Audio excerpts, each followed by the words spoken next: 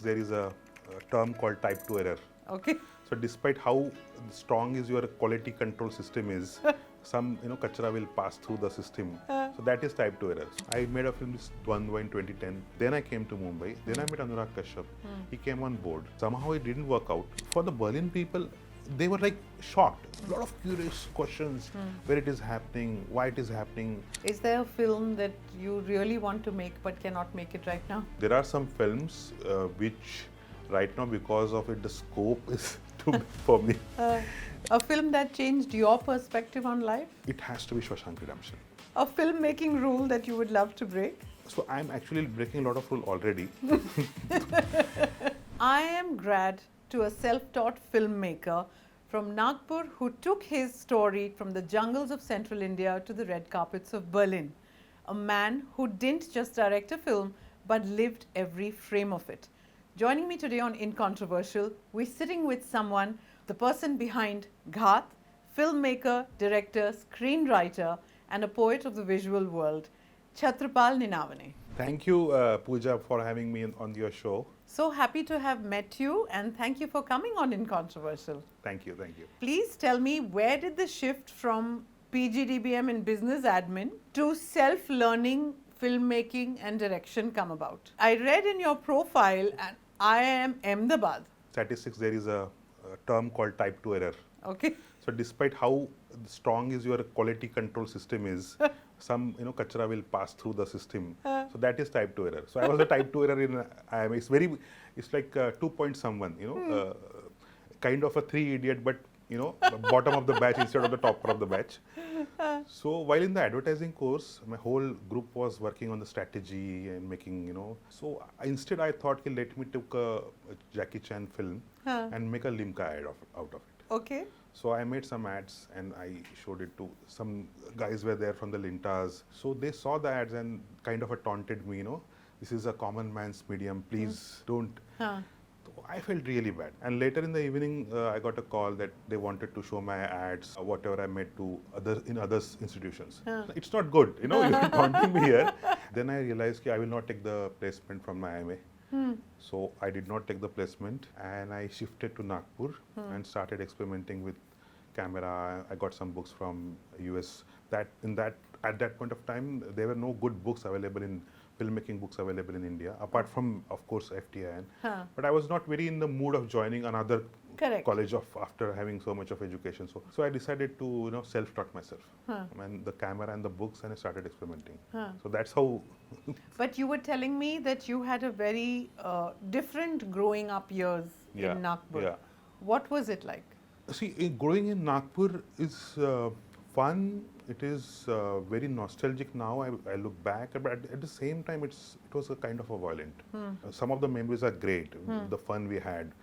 But apart from that, a lot of bullying, a lot of violence. Yes. So there was a point I took a letter, put below the desk of the girl I like. And in the process, I went into my school in the night very calmly. I just slide myself in the classroom and put the letter. On the way back, I got encountered by the two people who were drunkards, and they were carrying knives, and they're asking me whether I have, whether I'm really alone or whether I'm here with another girl or with my girlfriend. And they really tried to attempt to rape me. Oh my God. So that was I was very lucky at that point of time. Even though I was a judo player, I was very strong. I could have easily beaten them, but I couldn't see the knife in their hands. Yeah.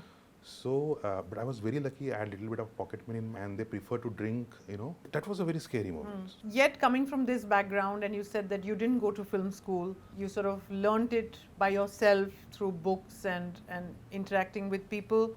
This journey of figuring it out on your own, was that very tough then? By the time I finished my PGDM, I was very clear that I do not want to go in a very formal way of education. And that was much more pleasurable.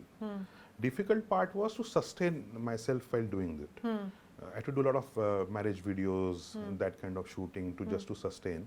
For my parents, it was difficult. A person from IIM-A coming back to the hometown and doing marriage videos, it's kind of, ये नीचे आ गया हाँ सोच भी नहीं सकते So I was very inspired by this Robert Rodriguez. He is the filmmaker behind film called Almaraichi, and he wrote a book, you know, how a 23-year-old made a film in $7,000. So I was never thinking of I want to go in the industry. I was thinking with I should able to tell my own story. I also discovered, very frankly, that point of time, Nasir Sheikh of Superboys of Malegaon. I found that he's able to make films and able to sustain himself. I saw the films. I of course I didn't like it because of the quality, but I appreciated his vision, entrepreneur, and that in him, and that passion. So I thought, let me make my films, and probably. So that was a motive. That's how my first film, Dwandwa, actually. Technically, it is not my first film because it never came out. But that was the attempt. Let me make a film in Nagpur in a very low budget with a basic camera and crew, and let me take it to Mumbai, just like Robert Rodriguez did in Hollywood, and pitch it to the people and remake it. So I almost managed to convince people. I made a film, this Dwandwa, in 2010. Then I came to Mumbai. Then I met Anurag Kashyap. He came on board. Somehow it didn't work out, but at one point of time it almost worked out. That's so fascinating to hear. And then where did the idea from Ghat come from? So after this Dwandwa, it didn't work out. I thought, okay, let me take the experience in the industry formally. So I worked as a writer, editor, post-production supervisor, and by the time I finished, I realized, now there is a time. I came in the visual medium to tell stories, but I was not able to get meetings properly. So I thought, maybe I missed the bus, and I went back to my hometown and made a short film called Ghat itself. And that's how the three story structure of the feature film came. And I showed it to Manish Mundra. And he said, I will make whatever story you have to make, because he was very impressed. And that's how the journey started. You were telling me that you shot Ghat in the jungles of a Maoist region, right? I mean, how is it to be actually on ground there? Were there moments where you feared for your own safety? In the workshop before the film, my actress Suruchi was from Thane. So I wanted her to go deep inside and meet a real tribal woman, which was portrayed in the film, Kusri, the character of Kusri. So we were she, my costume designer, my first AD, my second AD Kimaya, and couple of people who know people from both the side. We went deep into Maoist area. That's where we saw a burnt vehicle, red flags, and we went deep inside the jungle. Our vehicles, our driver said we couldn't drive anymore because it's very off-road conditions. So we started walking in the jungle. So we walked 3-4 kilometers. So at that point of time, I was a little bit scared because of the actress was with me and but we didn't encounter anybody there. And yet, in the same breath, I mean, making a film is so hard, but getting it seen is harder. How have audiences reacted to it, to a story like Ghat? From Berlin to Kerala and Mami, and now in theatrical release. So audience reacted very, very differently to different sections of the film. In Berlin, there was a person who was a guerrilla in the Russian side of the Germany, East Germany, and he was more or less like a Raghunath. And he felt, he's now writer now, he felt that I could empathize with the character. So that was very unique. I mean, as a filmmaker, you couldn't expect. And also there was a person who visited India in 80s and worked in a tribal area. He actually invited me to have a beer with him, and we talked almost a whole night about it, and he was very impressed. So that kind of reactions were there. Mami, there was a very different kind of audience, very young audience, Indian. In Aurangabad, there was a very Marathi audience, very rooted. They don't like much of the intellectuals. They also enjoy. That's the beauty of making a film and taking it to the audience. Yeah. And as someone who's so rooted in Marathi cinema, what does that identity actually sort of mean to you? And, why do you think regional films are suddenly making so much of noise and sort of waves globally? So most of the part is authenticity. Even mainstream film like from South like Kantara, we see culture. A lot of culture part is there, and that makes the film very unique. What we mainstream cinemas, even in Marathi also, even in Hindi also, in other languages also, try to paint culture as a one uniform thing, and it was a kind of a boring to after a certain point.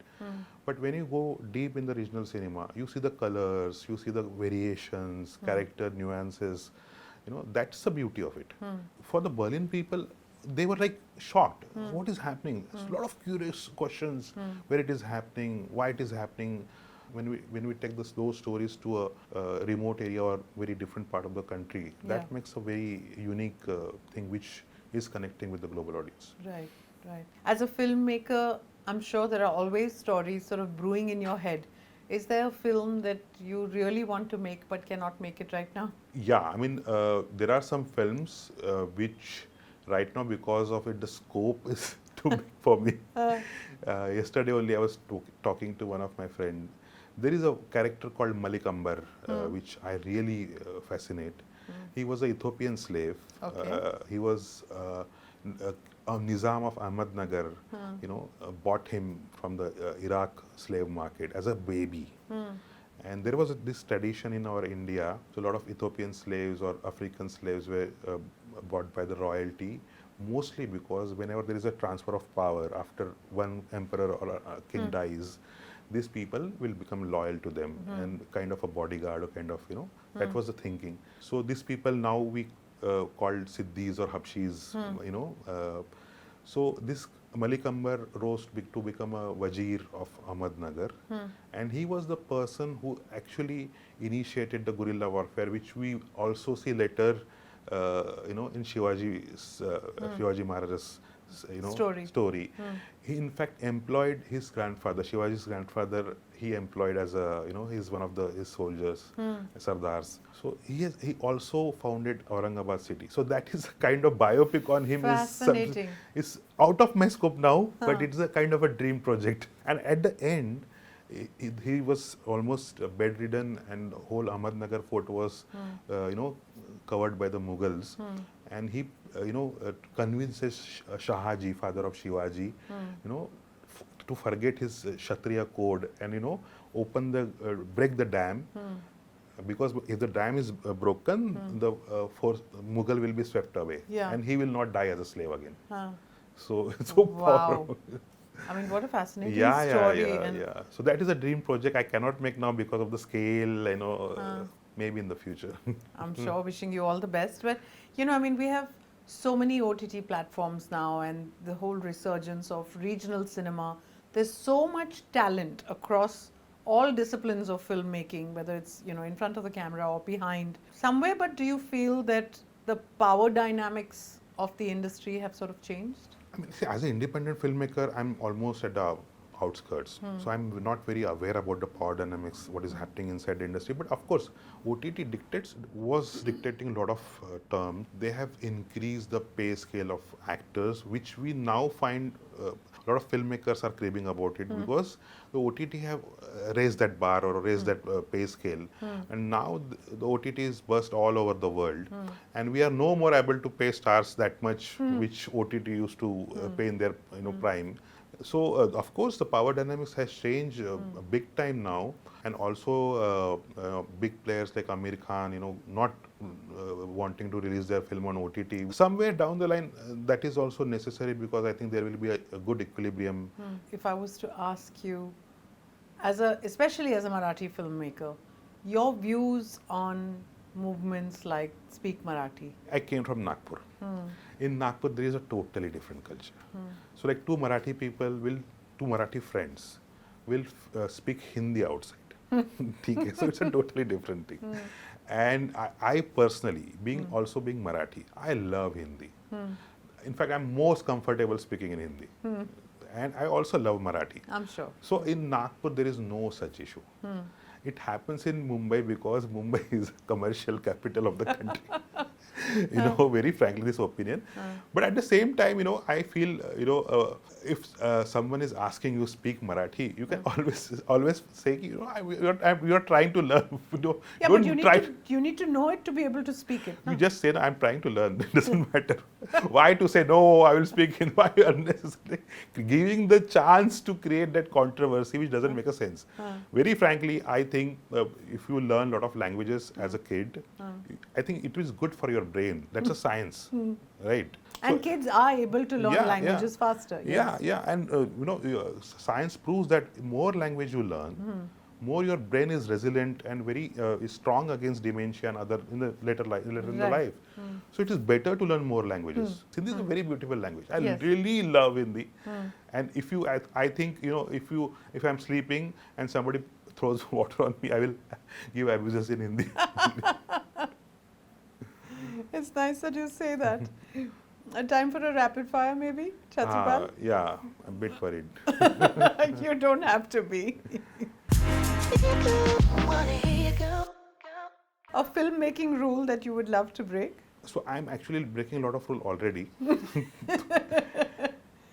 But we tell stories from a perspective, we stick to a perspective. Maybe I would like to break that rule, kind of. It's very technical. I spoke very technical, I think. When you tell a story from a particular character's perspective, I would like to break that, which is... So have multiple perspectives? I have a multiple perspective. Or have no perspective? Yeah, exactly. I have no perspective. If cinema is a jungle, who's the lion, who's the cheetah, and who's just making noise? So lion is the director.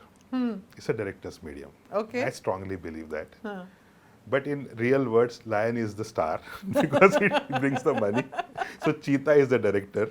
And rest of the making are noise, but it's important because jungle, without the noise of the jungle is nothing, So every animal of the jungle is important. Everyone has a role to play. Oh, definitely. Okay, a very diplomatic answer. So as a director, I cannot say, Nobody is important, the noise is not needed. An actor you think deserves way more attention than they get? So actor like, Milind Shinde, who plays Raghunath in the film, he is NSD FTI gold medalist. He deserves a lot of credit. Actor like Perku, Janadar Kadam, Dhananjay Mandavkar.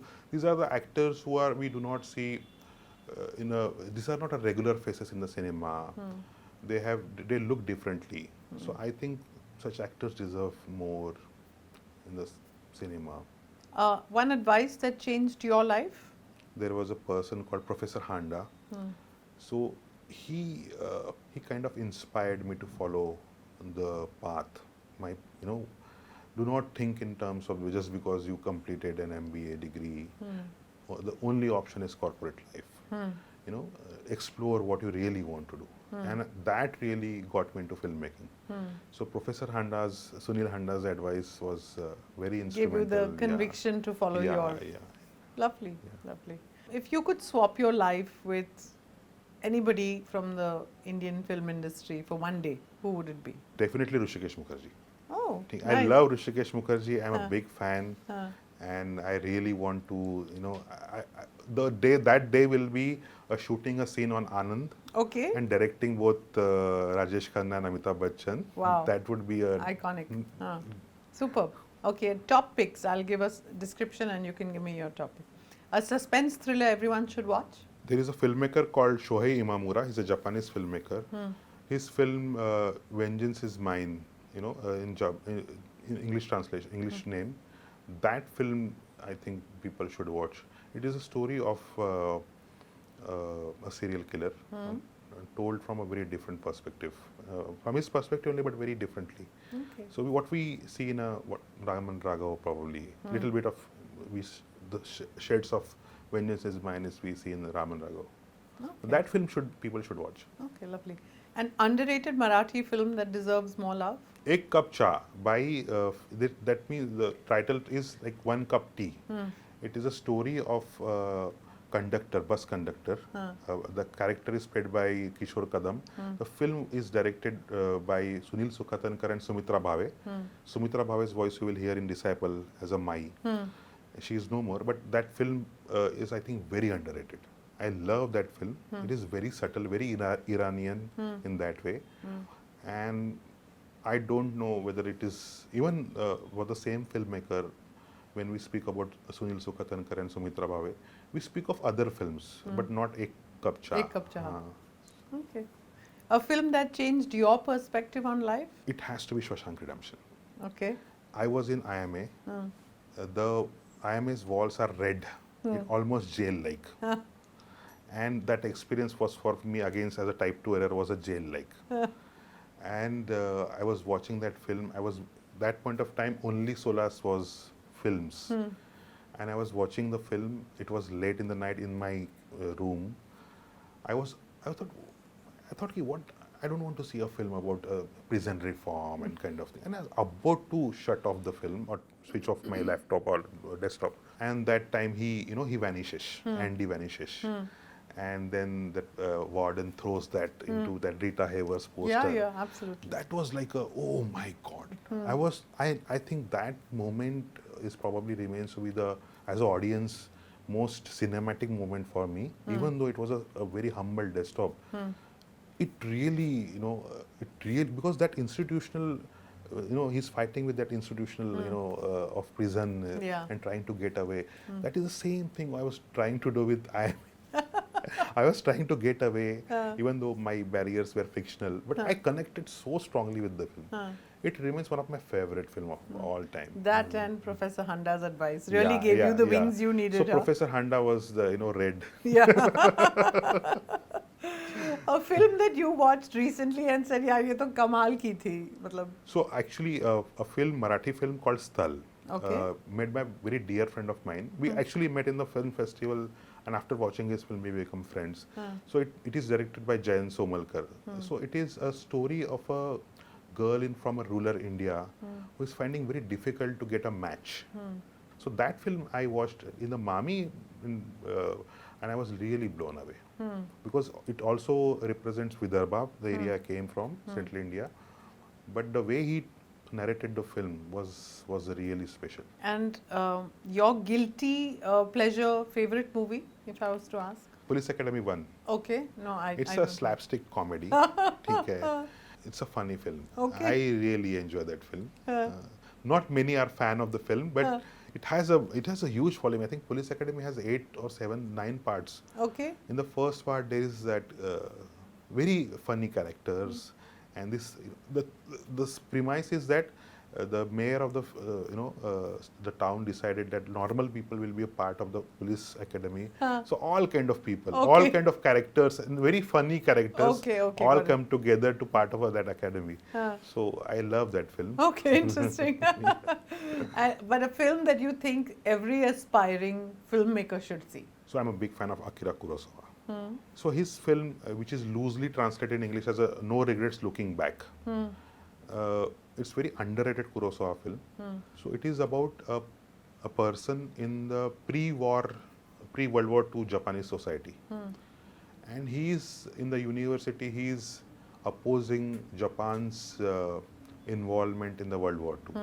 And that condition, he is kind of ostracized because there is a nationalistic fervor in the Japan. And that film is very important for as aspiring filmmakers because of the way the story is told, way the perspective has changed from various characters. It's very, very interestingly told. A very serious subject, very interestingly or very entertainingly told. I think it's very unique film. Wonderful. Yeah.